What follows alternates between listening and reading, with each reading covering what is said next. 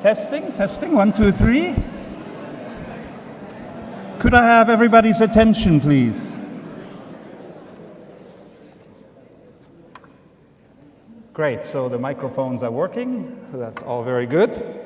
Excellencies, ambassadors, dignitaries, friends and colleagues, welcome.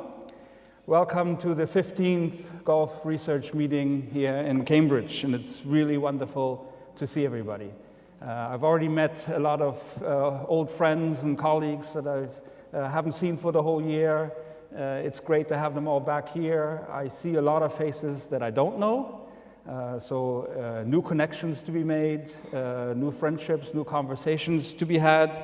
I'm very happy about that, and I think that in addition to the scholarly focus of this meeting and all the papers that will be discussed in the workshops tomorrow and the day after, it's really about the connections that we make here among different people from different disciplines, and I think that's what GRM is really all about. For those that don't know me, and I've not had the pleasure to meet actually, my name is Christian Koch. I am the Director of Research at the Gulf Research Center, and I'm also the Executive Manager of the Gulf Research Center Foundation office in Brussels, which we opened just last year. So we have a new office and a presence in Belgium, which allows us to really focus and also work with all the EU institutions on EU-GCC relations. So I'll be guiding you a little bit through the opening ceremony here of the GRM. This year, I think it's really a very special occasion. On the one hand, it's the 15th Gulf Research Meeting, which we started here in Cambridge in 2010. First attempt sort of to have a little bit more of a scholarly focus on the Gulf region, provide an opportunity where people can write papers, where we can add to the literature on the region. The idea was really, we felt it was an area that's a little bit under-researched. There's a lot of areas that can be covered, and I think through these 15 years, we've contributed to that endeavor quite a bit. But it's also a second anniversary, and that's the 25th anniversary of the Gulf Research Center. We were established in the year 2000, so that's also an anniversary to celebrate. And I think in order to start us off this afternoon, we would like to play a short video for you on the GRC. So maybe we can put that on the screen, and we can start playing the video. This year marks a milestone, a quarter century of knowledge, research and impact. The Gulf Research Center proudly celebrates 25 years of shaping policy, fostering dialogue and strengthening the Gulf's role on the global stage. In the year 2000, Dr.Abdulaziz Sager founded the Gulf Research Center to fill a vital gap, providing independent, high-quality research focused on the wider Gulf region, including Iran, Iraq, and Yemen. We established the Gulf Research Center to ensure that discussion about the Gulf are led by those who live it, know it, and shape it. Over the past 25 years, the Gulf Research Center has emerged as a pioneering think tank, producing cutting-edge research, offering strategic insight, and facilitating informed dialogue on key regional and global issues. From security and energy to migration and environmental change, the Gulf Research Center has become a trusted voice, informing policies and fostering understanding across the region and the world. The GRC's mission is shaped by one unified vision: to advance understanding of foreign relations, defense and security, environmental sustainability, economics and energy, culture and media, education, and labor and migration, reflecting the multidimensional nature of the Gulf region's challenges and opportunities. At critical junctures, the GRC has played a discreet yet decisive role in promoting understanding and easing tensions, from organising executive programmes to convening closed-door sessions during times of regional strain. The Centre has provided a platform for conversation. It has also contributed to major multilateral initiatives and shaping the contours of the evolving regional security architecture, from Gulf-European relations and Gulf-Asia cooperation to deepening engagement with Latin America, and expanding partnerships across Africa. With offices across the Gulf and Europe, including Jeddah, Riyadh, Cambridge, Geneva and Brussels, GRC acts as a bridge between regional realities and global policy-making circles. Through more than 100 formal partnerships, GRC collaborates with universities, think tanks, research institutes and governmental bodies worldwide. Beyond publications, GRC is known for its flagship event, the Gulf Research Meeting, held annually at the University of Cambridge, bringing together over 4,000 researchers and practitioners from around the world since its inception in 2010. For 25 years, the GRC has been making a measurable impact with over 1,000 research publications, more than 60 international conferences, and participation in global forums. The Gulf Research Centre has engaged with over 50 world leaders and senior officials. And most importantly, it has maintained a relentless commitment to excellence, accuracy, and regional empowerment. As the Gulf evolves, so does the GRC, empowering a new generation of researchers and deepening its global impact through its numerous fellowships, mentorships, and cross-cultural programs. The journey is just beginning. Our mission continues to build a more peaceful, prosperous, and informed Gulf region. The Gulf Research Centre, 25 years of impact, a future of possibilities. Knowledge for all.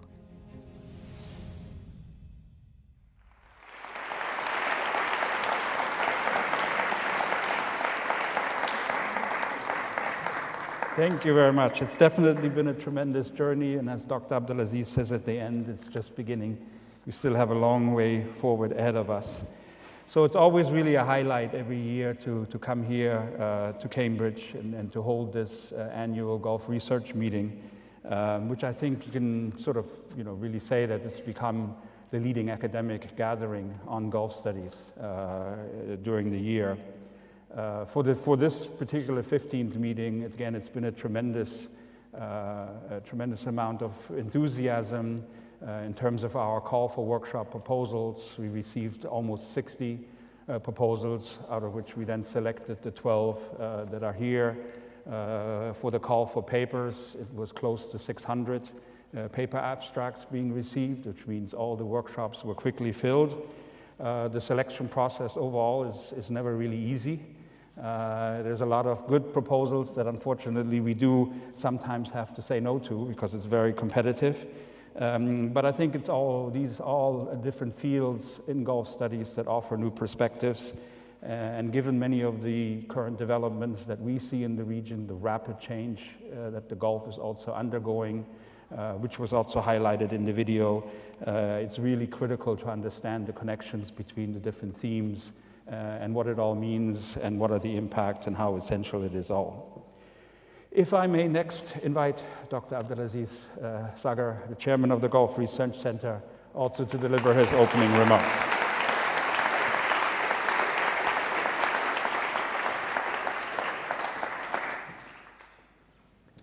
Bismillah ar-Rahman ar-Rahim. Ahlan wa sahlan. It is my great honor to welcome you all, excellencies, ladies and gentlemen, ambassadors, students, postdoctorate, undergraduate. You're all welcome. We're very happy to welcome you here in this 15th anniversary of the Gulf Research Meeting. But I thought today maybe I will start with a little story and tell you why did I move from money making to a knowledge making. I was originally a businessman converted to recycle student in the year 2000. But honestly, it started when I had a very important, it's called OWP at the IMD Management School in Lausanne. And I'm very happy today to have the president of the IMD with us here. This is one of the most leading management institutes in the world.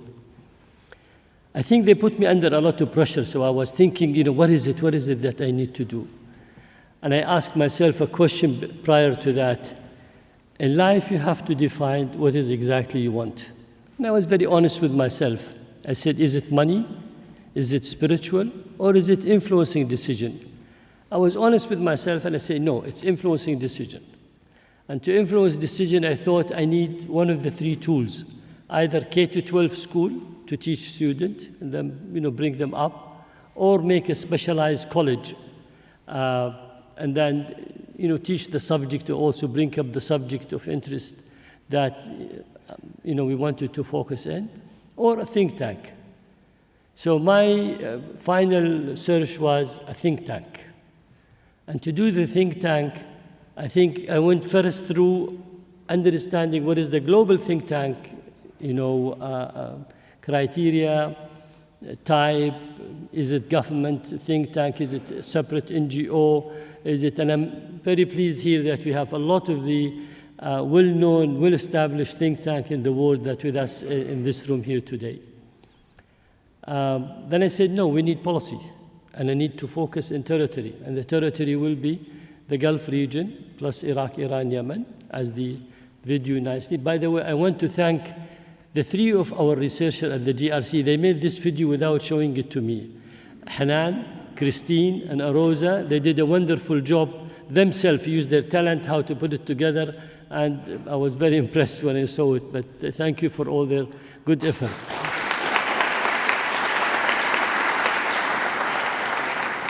I'm sure they realize if they ask me, for a budget to go to a media production company and to do, I will say, no, I will not do anything in my name and my, and what I have done. But they have took the challenge and did it themselves. So thank you very much for that.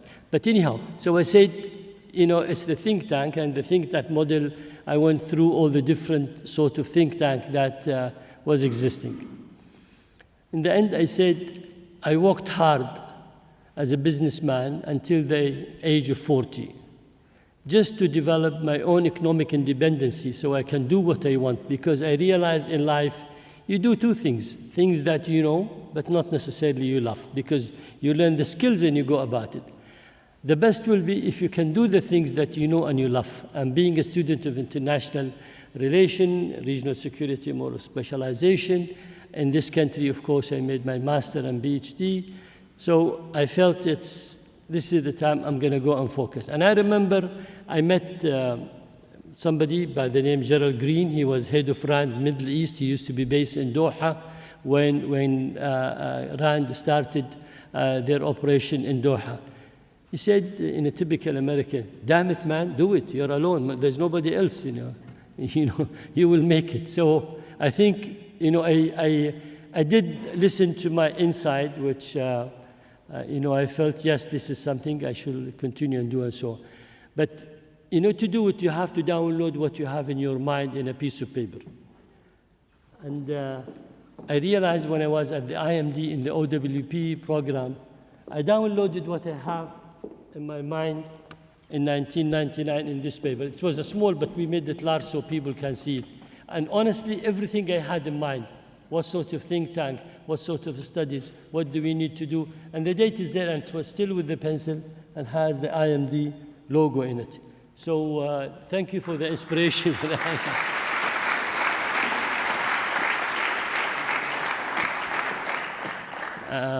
So we started in Dubai because Dubai was the best platform for us at that time. It has a great internet access. And with that internet access, we were able to reach. Because I say, if we publish, the best publisher sell 2,000 books. But because of the internet, we are able to reach the world and to go for that. So we expanded from Dubai to Saudi Arabia, Jeddah and Riyadh, and then Geneva. We had our qualification for the ECOSEC, the economic and social, the observer status that we had there. And then we moved to Cambridge. And in Cambridge today, I'm sorry that he's not with us here. He was with me until the morning, but then he had to go to Geneva. Professor Giacomo Luciani, whom I have a very high regards for, he said, why don't we go and find a good university where we can do an academic annual conference there. So we bring all the academic and learn from the experience in Italy that IMCO is here, that they started on the Mediterranean study. So he took me first to the Mediterranean, and I saw what they were doing there with the European University, and said, yes, since we are going to focus in the Gulf, why don't we have an academic conference and do a good model and take it from there. We took the plane, we came to Luton. Our good friend who's a board of our trustee, Dr. Abdulaziz was here. He took me to Ambassador Stewart Lane, and then Professor Yasser Suleiman. We met together, we talked about the idea, and they were very much welcoming. Honestly, their encouragement, they said, look, you're welcome, and nice to have you here. And since then, 2010, we started our first, GRM.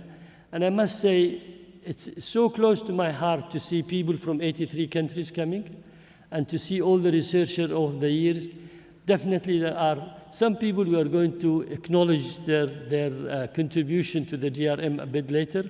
But one of them, of course, Professor Tim Niblick, who at least has more than 40 PhD students in the Gulf.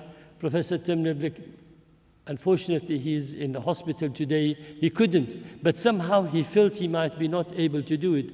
He wrote me in May, he said, Abdulaziz, I'm 82. I think this will be my last GRM, the 15th GRM I'm attending. So for the future, I felt, no, you will be good and so, but unfortunately, his health did not help him to join us today. But for those whom their health did not help them to join us today, we pray for them to have a speedy recovery and to be well and so. There are many people here that I will mention a bit later, including my good old friend, John Duke Anthony, that we met. He's the head of the Arab American study. We met in Washington when I used to have my office in Washington, D.C. at that time. And since then, we stayed very close. And honestly, if he was well last year, he would have attended. Maybe the only year he missed last year, and with his lovely wife, coming together. So, we kept that, a good relation. And some people here, they have been working in different workshops. We will name them and thank them a bit later. Also, I'm very happy today to welcome a very dear person to me, Professor Inas Al-Isa. She came to this, she's the Vice Minister of Education in Saudi Arabia. She came first time in the second GRM. At that time, she was a paper presenter, but then later on she came and she gave us a wonderful speech and presentation when she was the president of the Princess Noura University. Today she is with us in her personal capacity as the Vice Minister of Education in Saudi Arabia, but without speaking to you, because she said, I don't want to bother them with the talk. I did request her because to share some of her experience with us, but she said, no, I'll attend, I'll be happy to come, but not to speak. So many, of course, good friends and good colleagues, and I wanted to thank everybody in GRC, including my good friend, Dr. Mustafa Al-Ani, for all the more than 20 years that he's been putting, Dr. Christian Koch, also Dr. Oscar Zimilis, and Jawid, and everybody that later we will recognize and endorse. So I want to thank them all for all the good and important effort. When I look at the result of what has been achieved, and I ask myself, have we been able to influence some decision in a positive way? My humble answer will say yes, because we have been able to influence in a positive way some of the decision. We have been able to shape some of the decision, and we have been able to debate. Sometime, an old professor at the IMD, he used to say, doing the right thing at the wrong time does not make it right. But I took the challenge and I said, we will do the right thing even if it's the wrong time, and we will continue to do so. So luckily we have been able to survive for 25 years, and this survival wasn't too easy. You live in an area where there's a lot of challenges, a lot of question mark, a lot of inquisitive-minded. They wanted to know, what is it, what's behind it, what do you want to do, how? I remember one of the officials in one of the country, he asked me, he said, are you so stupid to spend your money in such blah, blah, he called it. I said, well, there are many stupid people in the world. They may spend their money in different things, but I'm one of those who decide to spend his money in a knowledge base, because that's what will continue and will be kept. Sharing with you this feeling, I think an endless thank will go to my parents whom they passed away. I miss them a lot. They needed me at a time when I couldn't be with them, and I needed them at a time to pray for me when I couldn't be with them. So they may rest in peace. But also I give my great thanks to my smaller family, my wife, my kids, And, you know, sometimes they miss me. Ahmed, where is he? Ahmed is here. He said, you.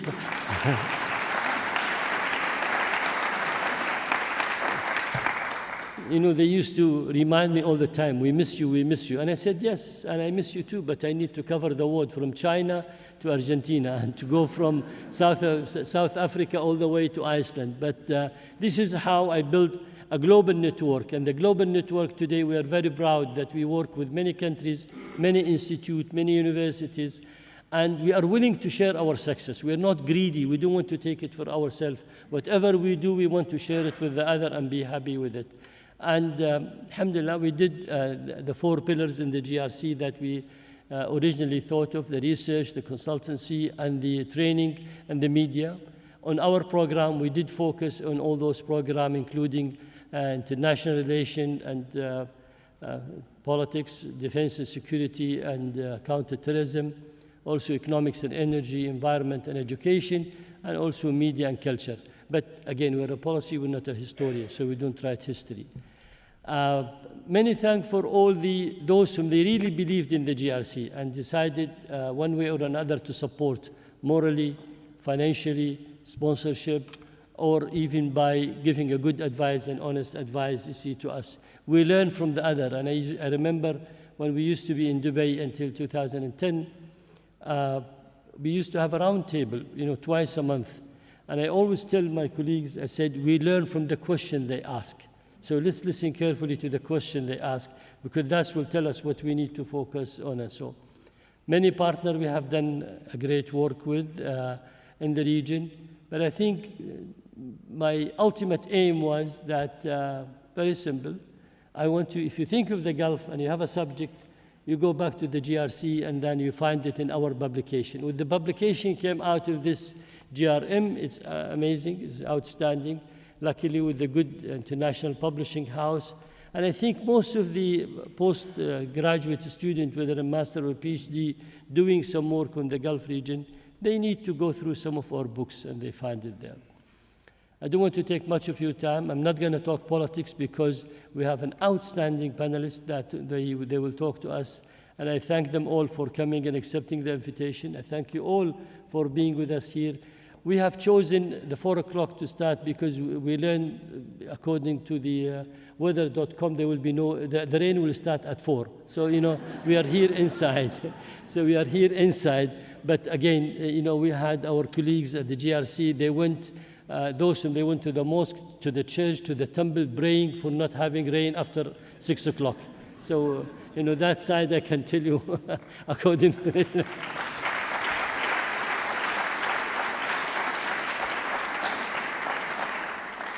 Again, very warm welcome. Thank you for coming, and I hope you have an outstanding. We have 13 workshops full of talent in this room, and I think we have no shortage of talent. I think one of the ministers in the region, he asked me, he said, what is so good about it, you know, for us as a ministry? I said, listen, this is your best headhunter place.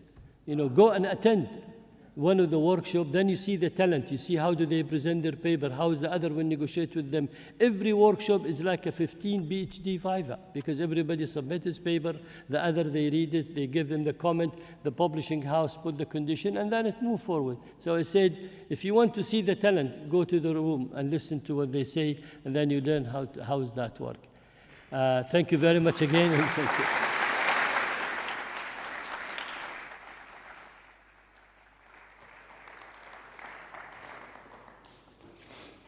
Thank you so much, Dr. Abdulaziz. I can definitely speak on behalf of all of us at the Gulf Research Center, but I think also on behalf of everybody here in the room, that your support, your dedication, your drive, your enthusiasm is an inspiration, and it definitely is an inspiration for all of us at the GRC every day that we do this really wonderful work. We will now move to the next stage of the opening, and we have 2 video addresses that we want to present to you. The first one is by His Highness Prince Faisal bin Farhan Al-Saud, the Foreign Minister of the Kingdom of Saudi Arabia. I think in his position as Foreign Minister, Prince Faisal has really taken a lead in trying to promote an environment of de-escalation, of conflict management and resolution not only in the Gulf region, but in the wider Middle East and even beyond that. Unfortunately, due to his so many commitments, he could not be with us in person, although he really did want to be here, but we're still happy to be able to present his address to you. So please also, again, watch the screen. Bismillah ar-Rahman ar-Rahim. Your Excellencies, distinguished guests, I am pleased to welcome you all to the 15th Gulf Research Meeting, a vital forum for intellectual and scholarly exchange that deepens our collective understanding of the challenges and opportunities shaping our shared future. I would also like to extend my gratitude to the Gulf Research Center and its dedicated team for their exemplary work over many years.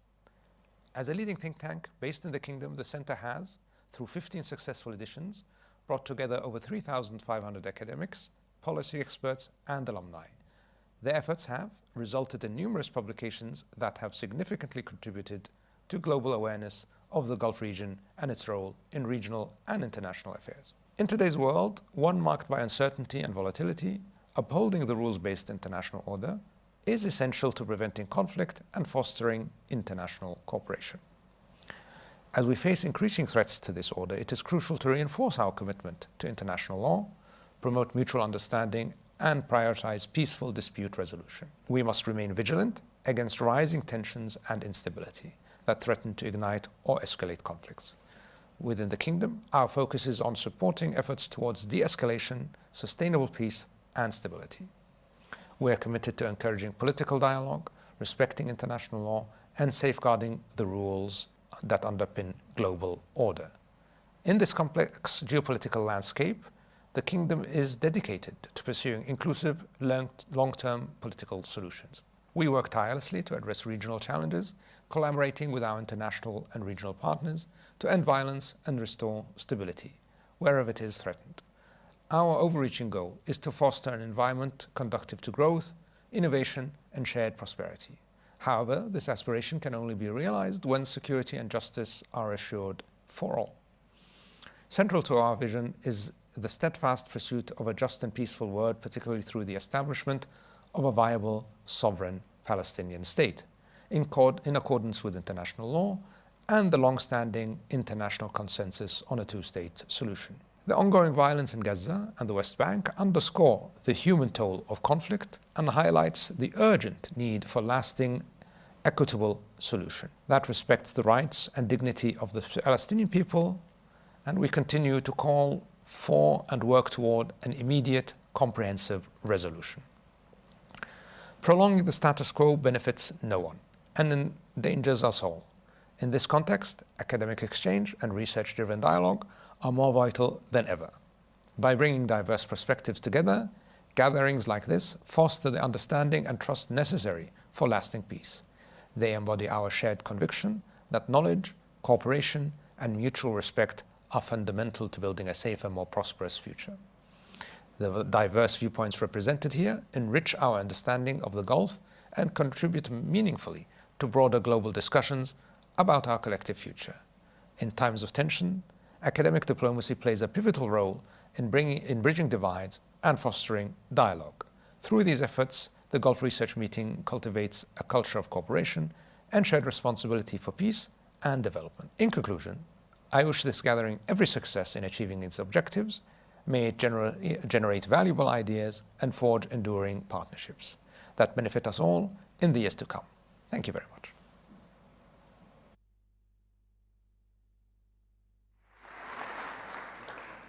Thank you very much, Your Highness. I very much like when he uses the word academic diplomacy, because I think that fits very aptly here also to the meeting of the Gulf Research Meeting.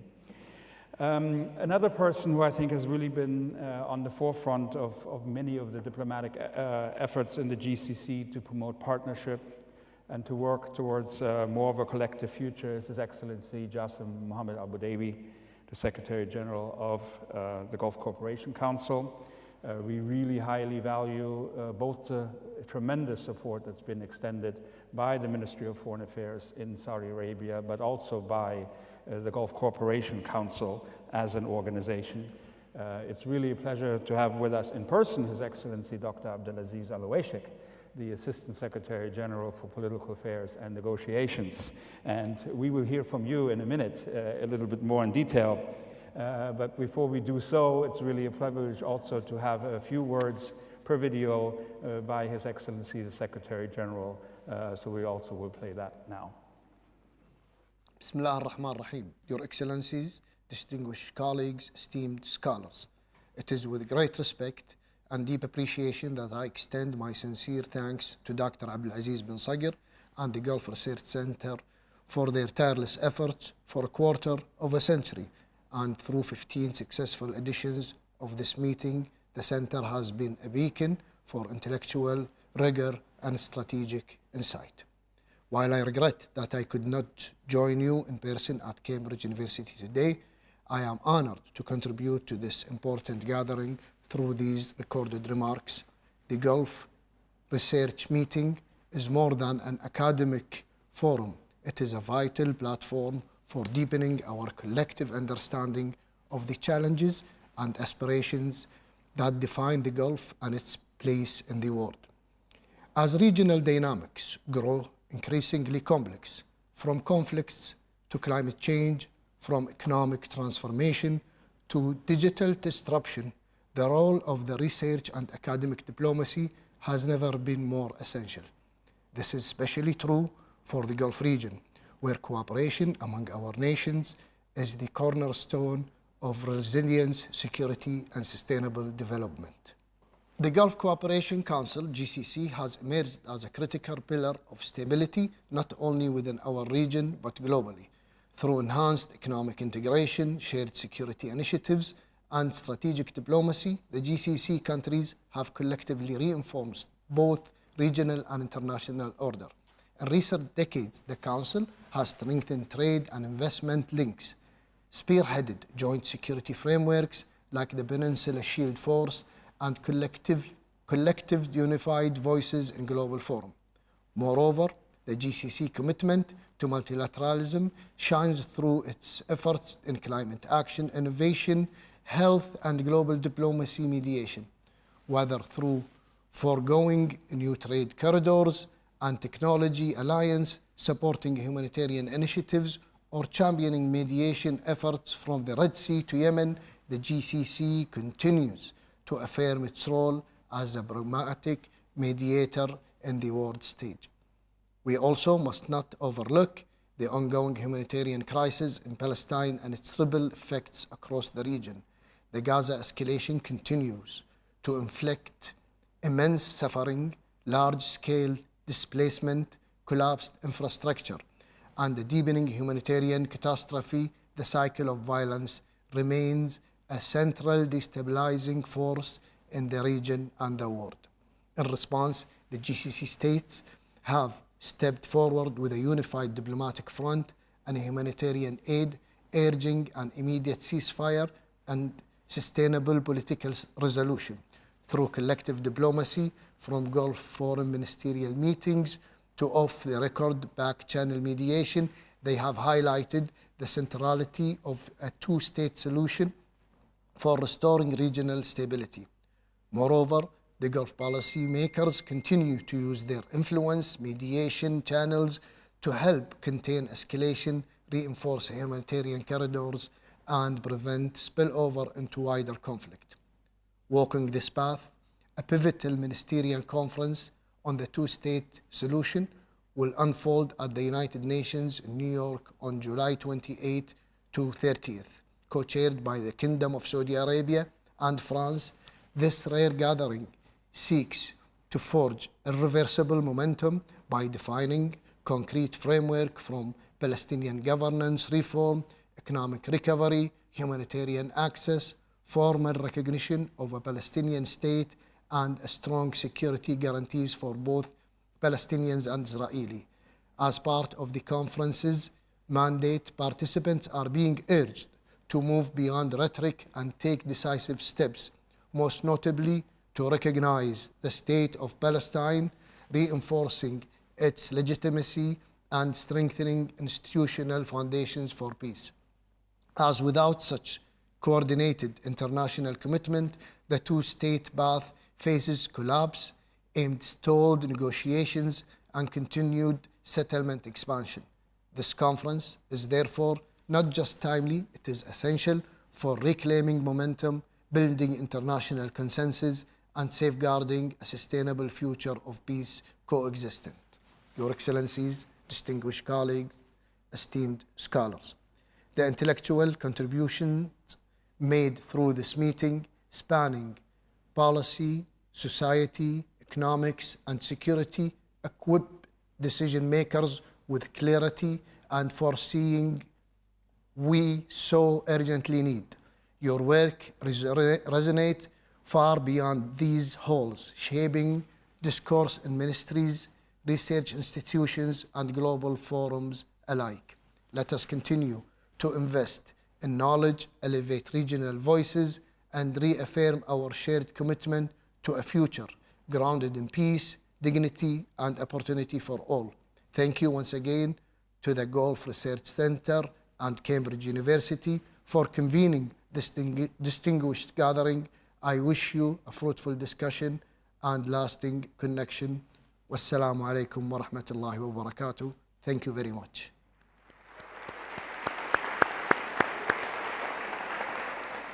Yeah, and thank you, Your Excellency. He mentioned already many of the issues that we'll actually be covering in the workshops over the next couple of days. Sustainable development, economic transformation, new trade corridors, digital disruption. I think these are all topics that are of importance and that we'll be covering. He also mentioned ideas of collective diplomacy, of course, which I think is a good transition to our panel discussion. So what we thought we would do is, given the tremendous amounts of developments that we've all witnessed, it sort of reminds me of a quotation from Vladimir Lenin, there are decades when nothing happens, and then there are weeks when decades happens. And I think what we are experiencing in the Middle East, in the Gulf region, just over the last 2 months, has been an incredible amount of weeks when decades happen. And this is a continuous cycle that we are experiencing. So I thought it would be very appropriate that here, in the context of the Gulf Research Meeting, we would have a little bit more of an analysis of where do we stand, how do these changes that have been seen in the region in the recent weeks, and this flow of constant incidents and headlines that are bombarding us sort of every day, how do we make a little bit more sense of it? How do we understand the implications and the consequences? What are really some of the key trends and changes that we should be aware of? And then also look a little bit more depth into how the Gulf itself is looking at what is happening in its region and how to best respond to that. So to analyze this, I'm really fortunate and extremely happy to have with us, I think, what are some really extremely thoughtful and engaging personalities to discuss all these developments. I will just very briefly introduce them here and then ask them to join me here on the stage. Dr. Comfort Aero is the president of the International Crisis Group. I think that's an organization that many of you already know well, and that's doing some really incredibly important work on conflict resolution. His Excellency Luigi Di Maio is the European Union Special Representative for the Gulf region, the first time we have ever had this post, and it's wonderful to have you in that capacity. His Excellency Dr. Abdulaziz Sager, again the Assistant Secretary General of the Gulf Cooperation Council for Political Affairs and Negotiations. And I'm also extremely happy to have with us here His Excellency Dr. Majid Al-Ansari, the advisor to the Foreign Minister of Qatar and spokesperson for the Ministry of Foreign Affairs in Doha. Thank you very much for accepting our invitation to join us in this opening panel. And if I can just ask you to transfer yourself to the stage here, and then we can...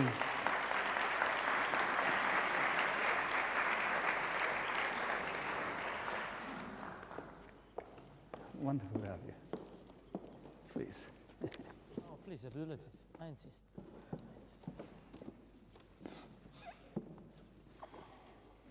So welcome to everybody here. Wonderful to have you all. So what we will try to do is we'll first sort of have a little bit of a conversation at the beginning. Each of you, I've asked you sort of an initial questions that then we can engage on, and then later on I will open up the floor for comments and questions from our audience. I'm sure there's going to be many. I am conscious of the time, so I'll be watching that a little bit at the beginning. But maybe just to start us off and maybe provide a little bit of context, actually we at the GRC are releasing today our annual strategic survey, which is sort of our analytical contribution and overview of where is the region at this very moment from various perspectives of international relations and foreign policy, security, energy and economics. Where do we see the region? What is important to know? What is our perspectives on the changing requirements in the region? So just in that publication, highlight a little bit, Dr. Abdulaziz wrote in the foreword really that the year 2025 has highlighted more than any previous years the Gulf region's persistent precarious security. And I think we're just coming out of a major crisis, a 12-day war, in which we've actually seen also an attack on Gulf sovereign territory. We've seen threats again to close the Strait of Hormuz. We see a ceasefire in place at the moment, but I think everybody is very conscious of the fact this could be very precarious, that there is always this threat of a renewed outbreak, possible additional cycles of conflict and violence. So I think that's something to be conscious about. The foreword also mentions again that the Gulf region continues to be shaped by the enduring crisis in Gaza and what is happening and the strategic repercussions of such. We heard in the video addresses both His Highness Prince Faisal and His Excellency the Secretary General Jasem Budaiwi, both mentioning the conviction within the GCC states that stability in the region is ultimately really only attainable if we find a just and lasting solution to the Palestinian question. But again here, at least at the moment, that clear path is not quite there, and it continues to be elusive, I would think, that solution. So 2025 is really sort of a strategic inflection point also, I think, for the Gulf. We see efforts of diversified partnerships of the Gulf states, of trying to deepen their global engagements. I think you see increased strategic agency by the Gulf states on a lot of different fronts. But again, we have Gaza, we have Iran, we have the energy choke points, we have proxy groups. All of this is another flashpoints. And we continue to question sort of the region as well as the international community's ability to respond to the various challenges going on. And when you're top of that, even have the transition that we see in the broader international order and what that means for traditional alliances, what it means for working multilateral institutions. It's, of course, quite difficult to assess it all. So on the one hand, we see really uncertainty still, I think, being one of the big factors in the region and sort of an overarching concept. But on the more positive, I think what I've seen also is great amounts of resilience, some leadership, and I think also a growing conviction within the GCC states that not only is a different kinds of regional order needed, but it's possible, but it must also be shaped from within. And I think this is where the region really wants to take a lead. So that's sort of the context I want to provide for our discussion. And maybe let me turn to you, Comfort, to sort of, you had an organization, I think very aptly named these days, the International Crisis Group. We're talking about all these different challenges that we are facing. What is your sense on the conflicts taking place, what it means for international order? What are the challenges? How do we deal with these tremendous changes? Of course, particular always coming back also because in the region, of course, the United States plays such a large role. How does the American factor play into this? And what do you see overall in the international relations? Maybe I can just ask you to provide us some very initial thoughts, and then we can take that a little bit further. An easy start to the conversation. Thank you very much, Christian, and also Dr. Abdulaziz Sager as well. My boss also, because he's also a trustee for International Crisis Group, so doing this in front of my boss. But I was listening to your reflections on your survey, and a lot of it, you located it within the Gulf, but I think it's a description of the world that we're in. I mean, there is no region today that is not infected by the analysis that you provided. There is no region that is left untouched by the crisis that you are discussing. And I say this in the context also of Crisis Group, because we're 30 years this year, and we were founded on the altar of the tragedy of Sarajevo and the Bosnian War, and here we are from Sarajevo to Kyiv, sort of a return to war in Europe as well. It's also a period when I limit myself to the 30 years, because that's how long I've also been sort of monitoring wars from other parts of the world. And that age of liberal international order, the confidence in which a number of sort of actors felt that they had to be the policemen of the world, whether it's the United States, whether it's Europe, who felt very confident that they could supervise the world, that they could bend actors into their direction, and assert their own will on various players. I don't think that world exists in the way that we knew it. I mean, you said that you can experience a decade in many weeks as well. I think we are in a world in transition. Where it's going to, we don't know, but we're certainly on the verge of closing the old chapter, the old order as well.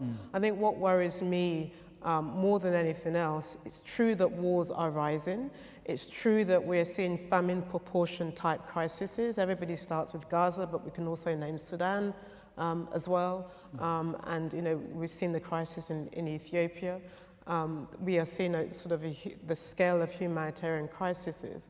What worries me is that the architecture that we used to turn to help find a way out of the crisis, and the leaders that we often used to turn to are no longer either reliable or can be the guarantors as well. So that's what worrying. But I want to pick up on what you said about what could be potentially positive, is in that disorder, is that there are some other actors who are willing or who are showing an appetite, because these conflicts also close to their borders.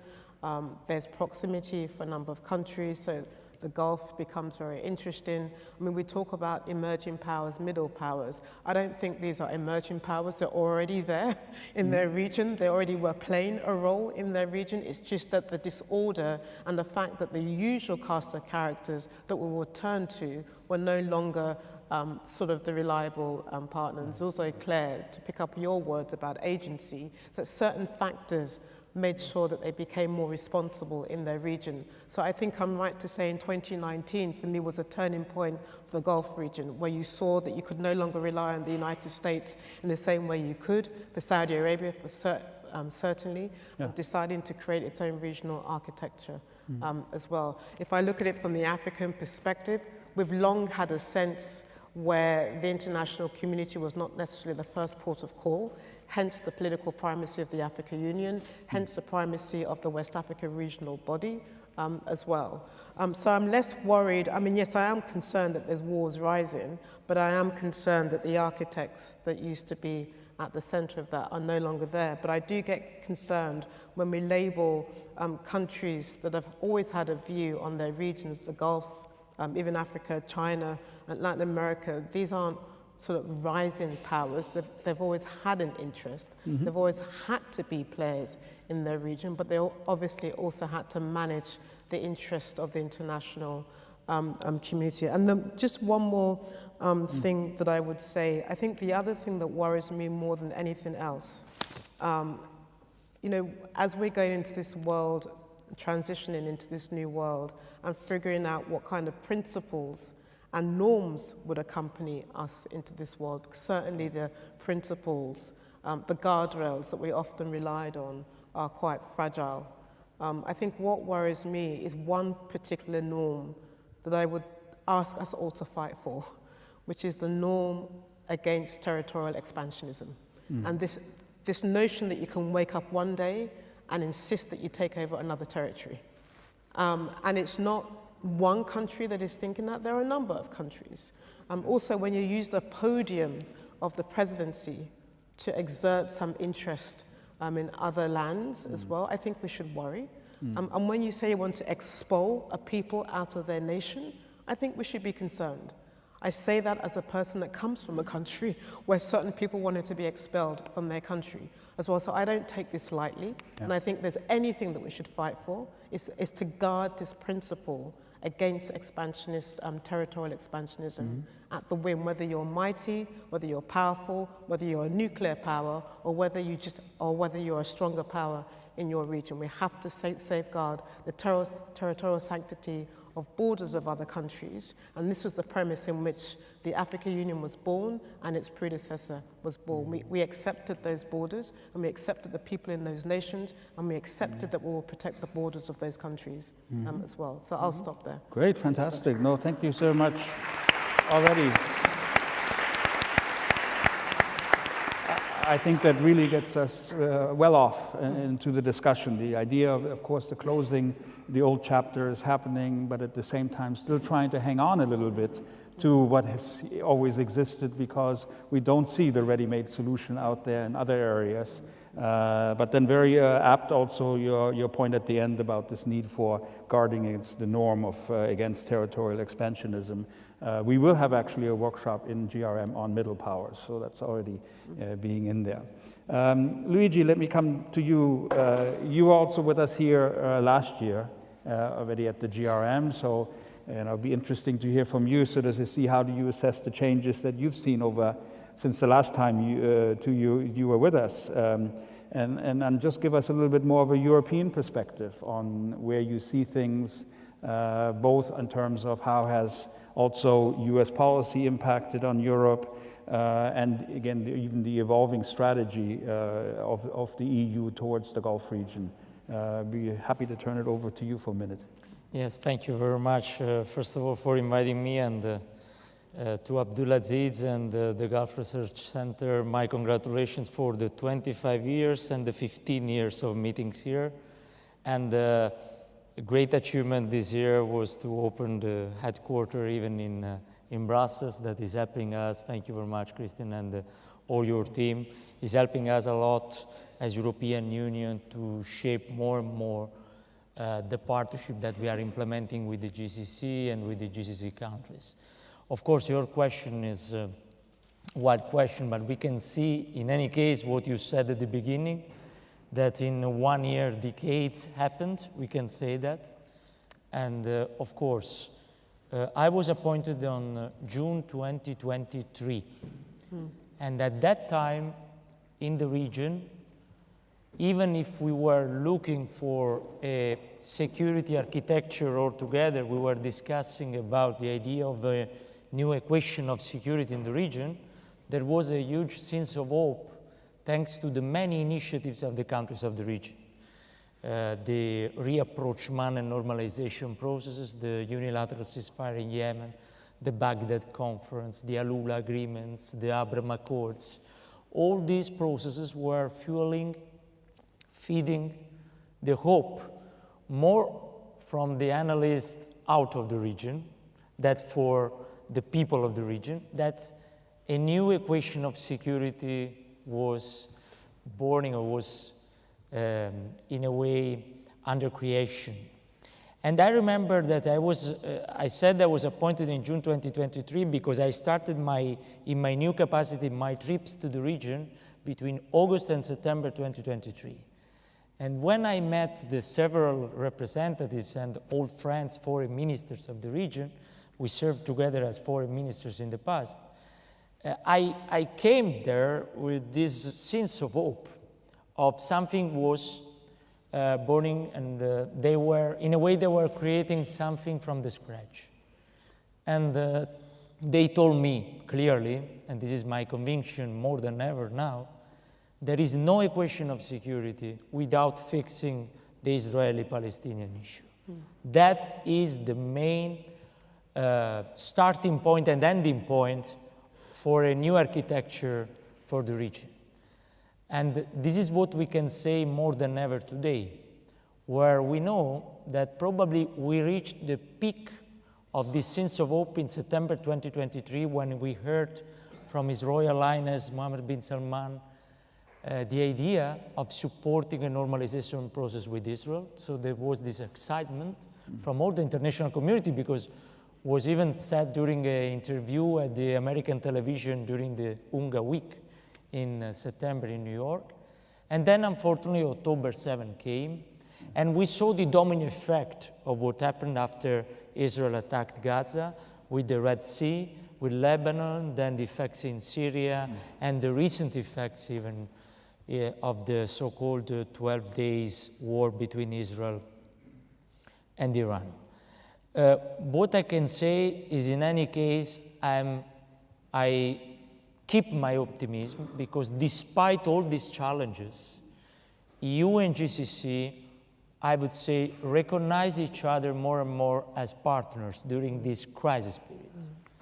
And we are continuing to create channels, concrete channels of cooperation, even because, despite the European initiatives, the GCC, they continue to be at the core of the most important mediations and facilitations, not only for the region. First of all, I would like to thank UAE, Saudi, and Qatar for what they have done on the Russia-Ukraine crisis, because the most important number of prisoners exchanged is thanks to them, and even on returning of children to their families. And these are, even in my opinion, with many difficulties, confidence-building measures that are able to create first steps for creating confidence between the two parties. But of course, the main mediations and facilitations on Gaza with the Houthis, between Iran and US and so on, are in any case testifying the region-led dynamic of every kind of creation of a new architecture, of a security architecture for the region. This is very important, because when it comes to Iran and the nuclear issue, it's clear that if I look personally now to the JCPOA, at the JCPOA, it's clear that for me it's gold compared to what we have in our hands today. We have probably nothing in terms of de-escalatory and sustainable deals for stopping the military nuclear program of Iran. But it's clear that the JCPOA probably, in terms of support, didn't work because it didn't involve from the beginning, since the beginning, the countries of the region. And I remember the debate at the time. I was foreign minister, but before deputy prime minister, when I met my counterparts in the Gulf, it was clear that there was a lack of consensus and support to that plan, because it was made in a way, in a room far away from the region and between, obviously, very important powers, but without the regional support. So now we are probably in a situation that is less than zero, no? We are at the -10 or -20 level, speaking about the Iranian deal. But everything we are going to do in the next weeks or the next months for the Iranian nuclear issue has to be done by E3 or US or under a facilitation, mediation, and initiative of the countries of the region. And the Oman initiative on the US-Iran talks is very welcome, like the Qatari mediation for the ceasefire, and in general, any kind of initiative on that. I would like to add just another thing, and then I stop here for the moment. It's that, from my perspective, every kind of reading of the situation applies to the E3 of the European Union or the Western community cannot be read only looking at the single crisis. Pope Francis in the past he spoke about the world war in the fragmented world war, no? The third world war in pieces, in little pieces around the world. In a way, we have to consider this moment at the war level as, in any case, as a moment where we have many conflicts interlinked between them. And if we look now at the approach of the Europeans towards Iran, we have to consider, in any case, the positions of the Europeans towards Ukraine and towards Gaza for understanding what are the next steps and what are the red lines and the deadlines. You know that the European Union and the E3 are trying to keep open the channels with Iran after the ceasefire, after the 12 days. Probably in Istanbul there will be a new round of talks very soon during the next days with Iran. And of course, you know that there is the snapback issue from the E3 side, that is something that can be used as leverage, but can be even a risk because we are very short of time on the, in order to have enough dialogue for avoiding the snapback.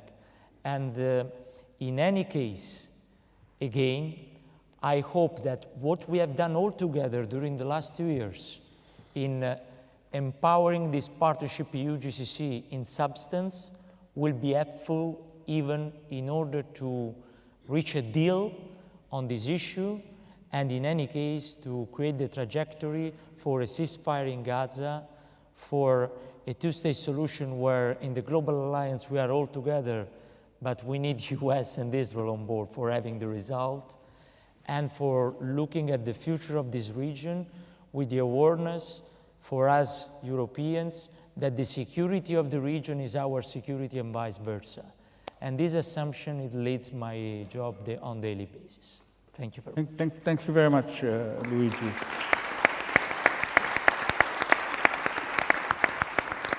Very clear sort of the interconnectedness and your emphasis on the partnership, which I think is important.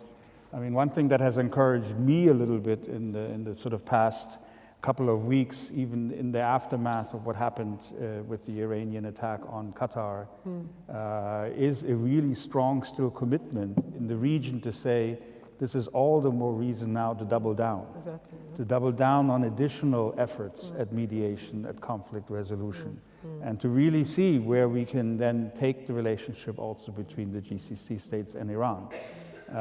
This is not in any way seen as discouraging in a way, but actually a reason to continue on the path that's sort of been started. So let me come to you, Dr. Abdulaziz.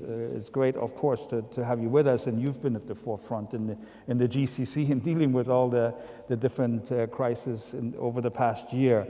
So I'd really like to just hear from you a little bit.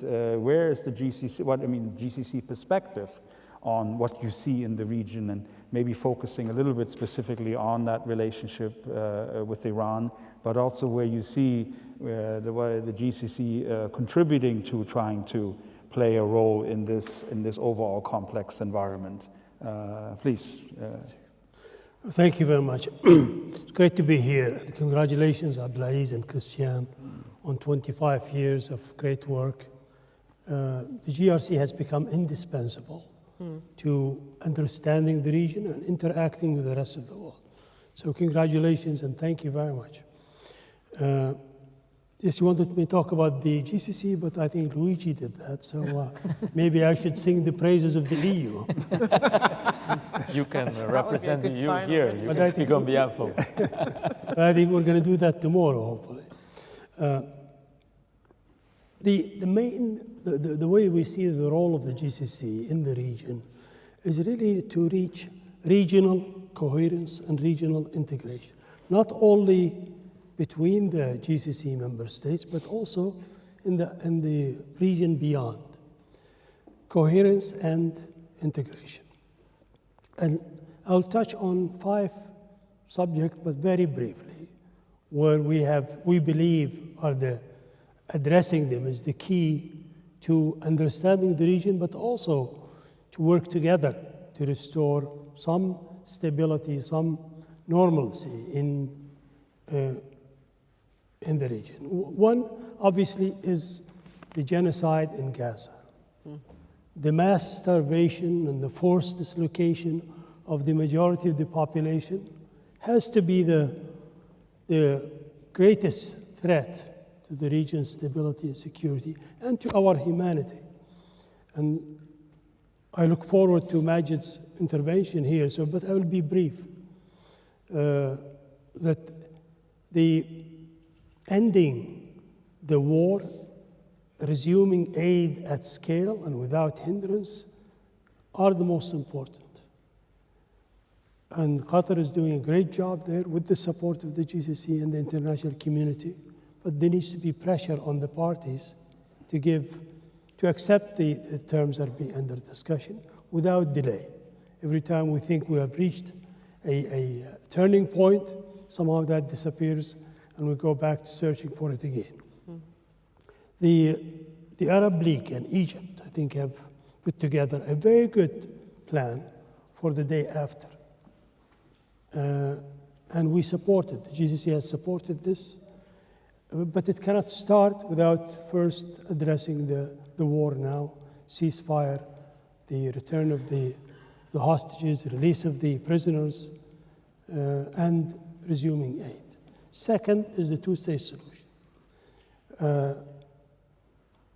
There is no way that you can restore peace and security in the region, as Luigi pointed out, without addressing the Palestinian question.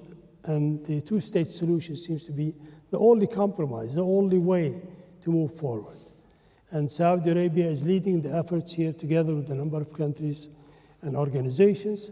And next week there will be the meeting in New York. But in the meantime, since it was announced in September 23, the Global Alliance has held several meetings, and they have actually addressed very important issues, including the reform of the PA. And it's unfortunate that a number of countries are undermining that effort, putting pressure on the potential participants not to come up with major decisions in New York. So we hope that they will be disappointed, and the Global Alliance next week will come up with decisions, with recommendations that will move this process forward. And third is the third issue is the Israel-Iran war, the 12-day war, which has contributed to destabilization of the region. And here, while we understand and we appreciate the importance of the nuclear issue in Iran, it's not the only one. And dealing with it is not also, you cannot do it by war. At best, from what we understand from the main interlocutors on this issue, that the war, the use of force, will probably delay the program, but it will not end it. And so it's a futile effort, but it has, I think, disrupted the diplomatic efforts that were led by Oman and a number of countries between the United States and Iran.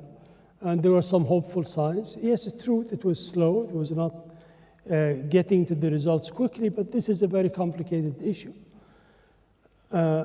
We're hoping that the attacks on Iran by Israel and then by the United States have not forever closed the door before negotiations. And there are some hopeful signs now, and we support those, the resumption of those talks facilitated by Oman. There is no other way to diplomacy to address the threats from Iran's nuclear program. When the attacks happened, we in the GCC, obviously, we were very concerned, and we had many meetings, day and night, on how to first to end this conflict, but also how to deal with any repercussions. And one of them would be the contamination of the waters of the Gulf and of the region from any attacks on the nuclear facilities, which was very alarming. Fortunately, that the contamination has been contained, but we don't know what's going to happen if there is a resumption of hostilities. I think it's very likely that there will be a resumption of hostilities, there will be a resumption of Israeli attacks on Iran, unless the current diplomatic efforts succeed in forestalling that. The fourth issue is the threats to maritime security. This is something we're also concerned about. All GCC countries are members of the combined maritime forces, and they lead sometimes the 5 task forces that are attached to it. The EU also has had efforts in that regard. I think all the work that has been done is very good, but it's not been up to the challenges, both in the Red Sea and in the Gulf, the Arabian Sea. And we need to do more. We need to do more in terms of scaling up the efforts, but also in terms of coordinating these efforts, which right now is not being coordinated enough, I think. The Houthis obviously remain to be the major threat to maritime security, but also a resumption of hostilities between Israel and Iran will be even more challenging to maritime security. We need to do more on maritime security. I'm happy that we started to work with the EU on this issue, and perhaps we'll talk about this more. But I think maritime security remains a major threat to peace and security in the region. And finally, I want to say just a few words about Syria. We have embraced the new government in Syria when they came to power on December 8th. December 8th marked an important turning point, not only for Syria, but for the region. Think about it. When on December 7th, Syria was still the main supporter for terrorism and the main supporter of drug trafficking in the region, and for basically every destabilizing organization in our region. It was the conduit between Iran and Lebanon. It was also the place where all the terrorists and other agents met and got support in Syria. December 8th came, and the new government has said that they're determined to return Syria to becoming a more positive force. And they already started attacking the drug trafficking. They have also trying to reunite Syria and to make sure that the Daesh and other terrorist groups do not regroup, do not resurge, and pose a threat again. Unfortunately, both Iran and Israel have not found it in their interest to give this new government support. And I think it's unfortunate because while the international community, I think, has all said the right things, and President Trump, when he was in Riyadh in May, announced the lifting of the sanctions, which has since the United States has made good on that promise.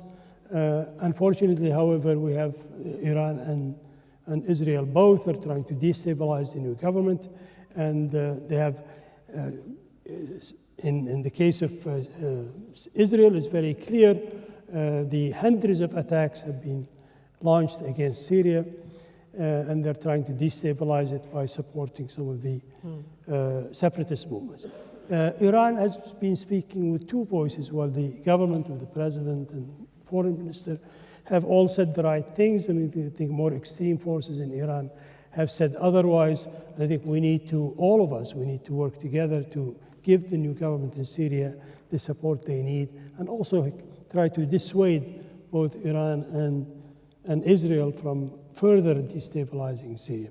So this is what we're trying to do, and there are basically two grand bargains that we have proposed. And if you look at the GCC regional security vision of last year, it talks about these two grand bargains of coherence and integration, one for Iran and one for Israel.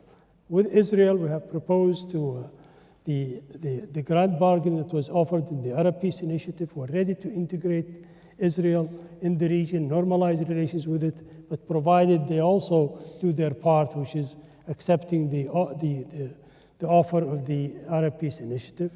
And first and foremost is ending the war in Gaza and accepting the two-state solution.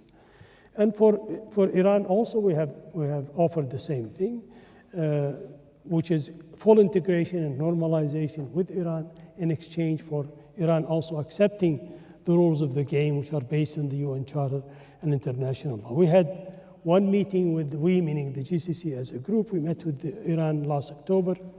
It was the first meeting in 15 years, and it was very promising. But we still, I think there has been only little progress since then on the issues that we discussed with Iran. We're still hopeful that Iran will see it in their interest to accept that bargain, but we need the support of the international community in order to do that. The EU, the United States, Asia, Africa, everybody. I think there is a chance to do that, and we need to take advantage of it. Thank you. Great. No, thank again also for that.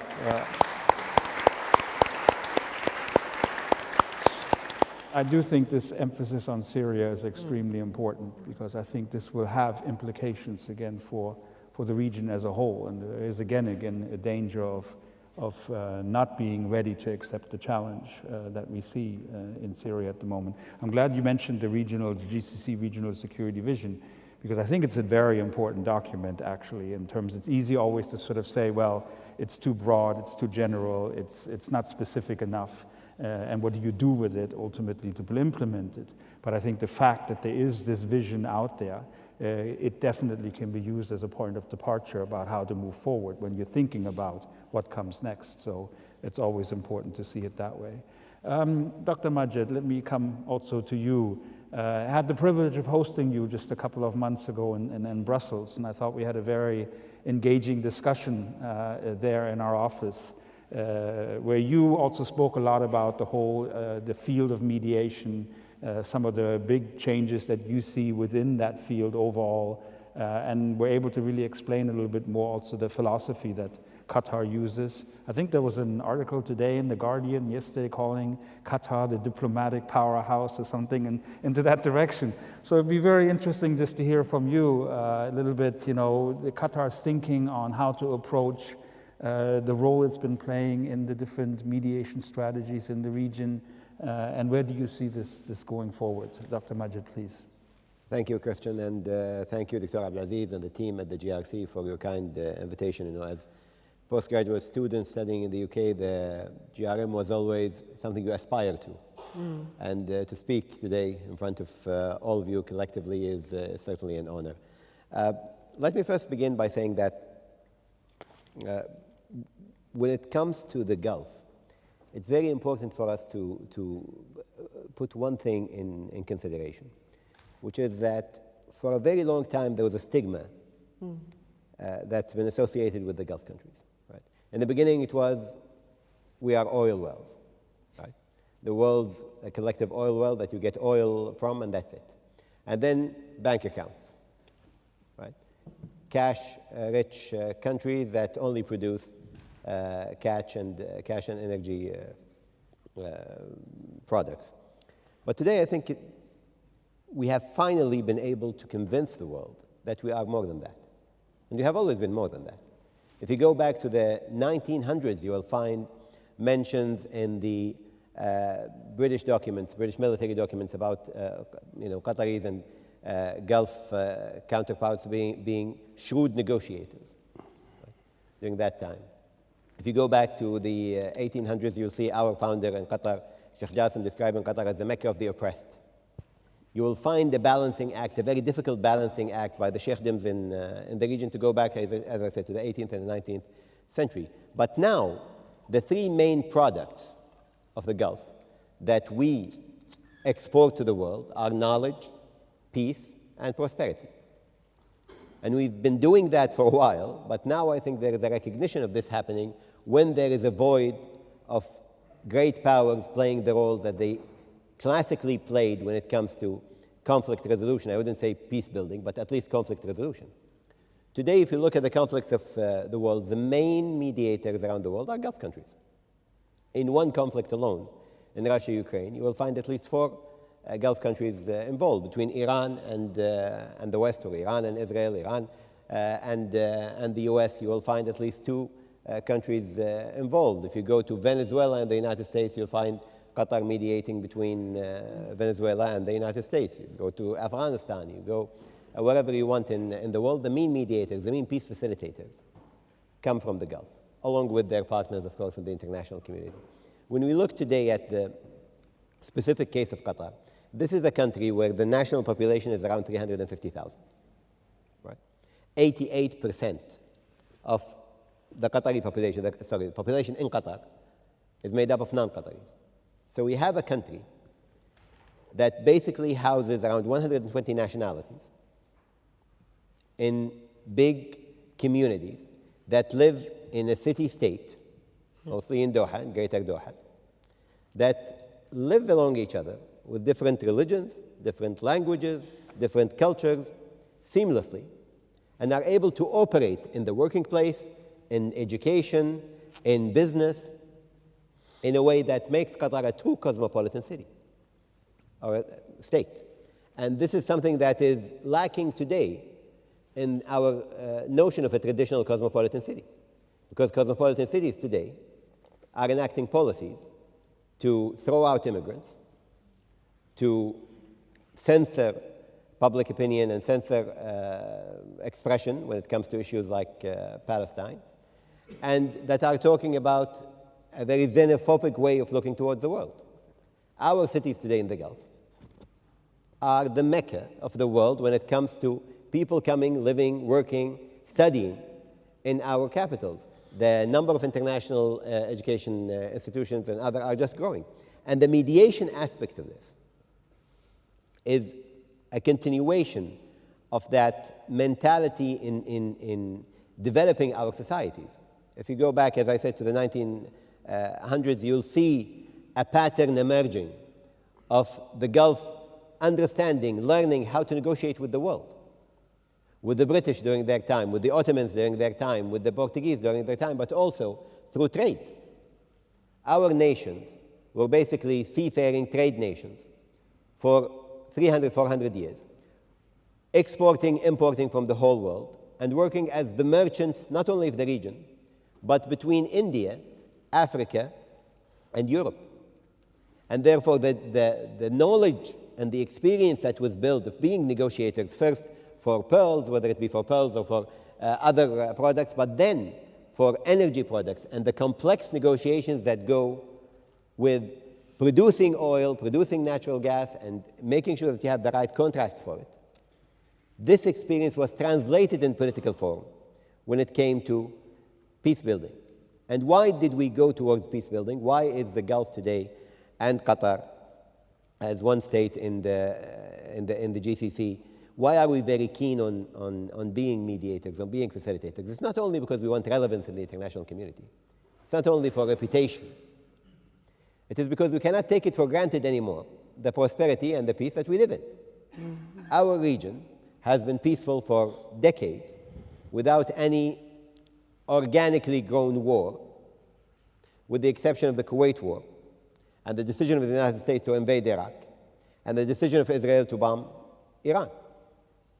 And therefore, today, we are looking at a situation where, for our children's sake and for their children's sake, the only way forward for us is to build peace together and to work on producing peace and using the prosperity, the knowledge, the experience that was built in the Gulf, the relations that the Gulf has, the partnerships that the Gulf has, in making sure that we maintain the peace and security in our region and beyond. And this is the way why we go above and beyond, and we go out of our borders into Afghanistan, into Venezuela, into Ukraine to create peace, because we know that as countries, that the main products of these countries when it comes to our economy is our capital and investment, international investment, and energy products. Maritime security, international peace, is a key aspect for maintaining that prosperity and growing that prosperity. And we can only do that if we have a peaceful world to operate in. And we can only have a peaceful world to operate in if we take a serious role in making that peace happen. If you look today at what is happening between Israel and Palestine, we have been warning in the Gulf, we have been warning in Qatar for more than 10 years now that an explosion is imminent. The sidelining of the Palestinian issue, the sidelining of the Palestinian people, the delusion that you can have peace between nations that don't have war, while completely neglecting the fact that you have millions of Palestinians who are either displaced or treated unfairly by a government that doesn't see them as human beings, or now being killed just to stand in line to get food for their families, is the reason why we are living in this situation right now internationally. There is no other reason. Anybody who would like to talk about the complexity of the situation and how difficult it is to take sides, please do not insult the intelligence of the people of the world.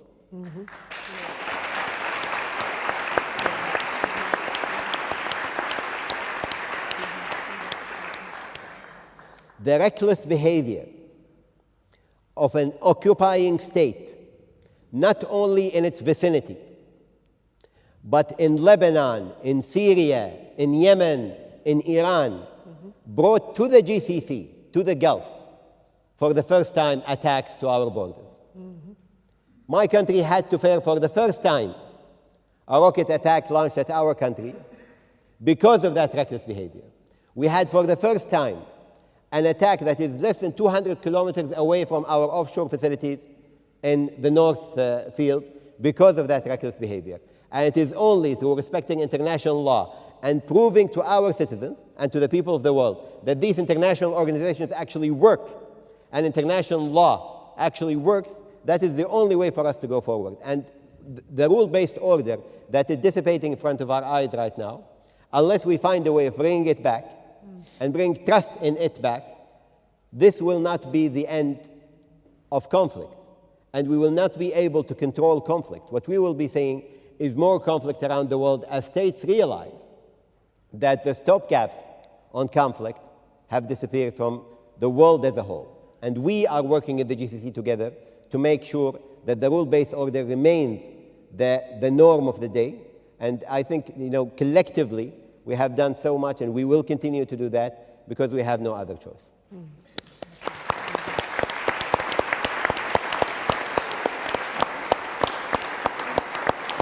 Thank you so much for those words and the emphasis you put. That was really excellent. I remember specifically from the discussion also that we had in May, where you specifically made the point is like, if you do not engage in mediation and in the efforts, you actually then become part of the problem and not part of the solution. And I think that was a very apt point that kept sticking in my mind after that discussion. I am conscious of the time, but I do want to give a chance, and I have plenty of questions to come back and ask you and follow up on that you've already raised in my mind. But given the time frame we have, I do want to go to the audience and see if there are a few questions that maybe you want to come in with. I'm going to have to move a little bit out of the light here because I just don't see well who might be raising their hands or who might be coming in. So I'll move over here just very quickly. So do we have somebody who wants to come in with a question or a comment for our panelists? The floor is open if somebody wants to raise an issue. I don't see anybody. There we have the lady right here. Do we have microphones also? The microphone is coming down. If you can, please just identify yourself so that we know who you are, and keep your question as short and precise as possible so that we can... Sure. So this is Sahar Al-Mizari. I'm a senior presenter and a journalist. Can you just hear me? A little bit louder, if you can. So this is Sahar Al-Mizari from Sharq News Bloomberg. I'm a senior journalist and a presenter. And I would like to ask Your Excellency Dr. Majid about Gaza. How does Qatar evaluate the effectiveness of Doha talks regarding Gaza, taking into consideration that it's been almost 2 years since October 7? And what about the evacuating the people of Gaza? Is this scenario it's coming back to the news? It's coming back to the story of Gaza again. Do you think Qatar can do anything about this scenario that is supported by US? Thank you. Okay, thank you for that. I think I saw another hand raised up there, the gentleman, and then I see one in the back as well. And I have a question here, so a comment. My name is Dr. Amjad, and I'm from Pakistan. I head the Migration Center in Pakistan. My question, I must be very impressed with all the 4 speakers today. They brought out, but I think rightly at the moment the focus is trying to douse the fire which is lit in Gaza and everywhere else. But my question is this, and the ambassador, His Excellency, brought it forward.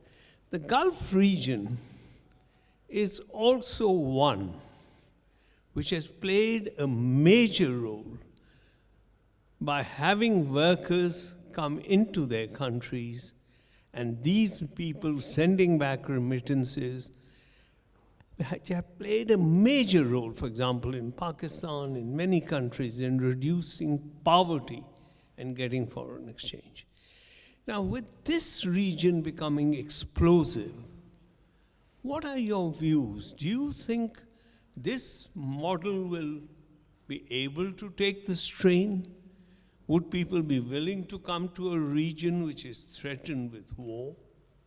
So my question is, how do you see the long-term future of the Gulf region allowing workers from many parts of the world to play an important part in building themselves and building their countries? Thank you. Thank you. Thank you very much for that question. There's a gentleman in the back who had his hand up, if we can go right on the side, up the stairs.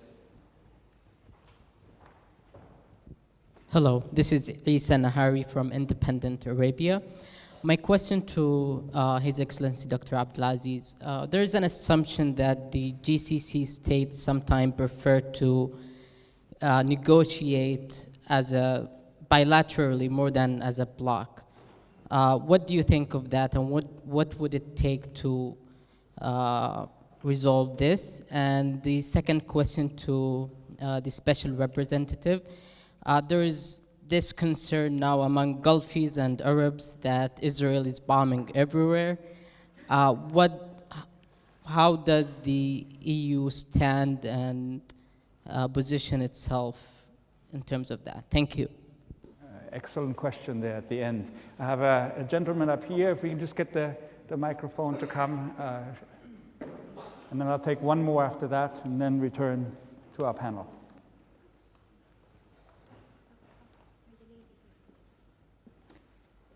Thank you very much.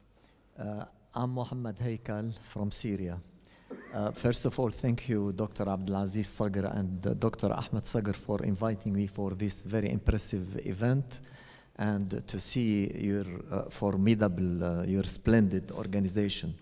I'm very glad as a Syrian after liberation to participate in the 15th GRM conference.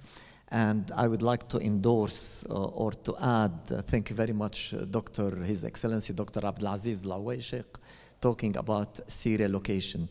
And I would like just to add very quickly that Syria's strategic location, long misused by the previous regime, often served to destabilize its neighbor, of course I mean Arab countries, rather than contribute to regional security.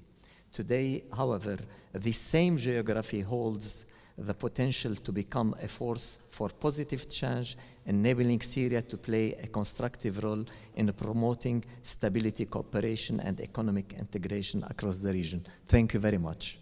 Thank you for that. And then there's one lady in the front here I want to take. And then unfortunately I have to close the row. Thank you so much for this wonderful opening ceremony. My name is Rawan Al-Dajani, and I'm a researcher at Dirasat in Bahrain. And my question is directed to His Excellency Dr. Abdulaziz Al-Aweshig.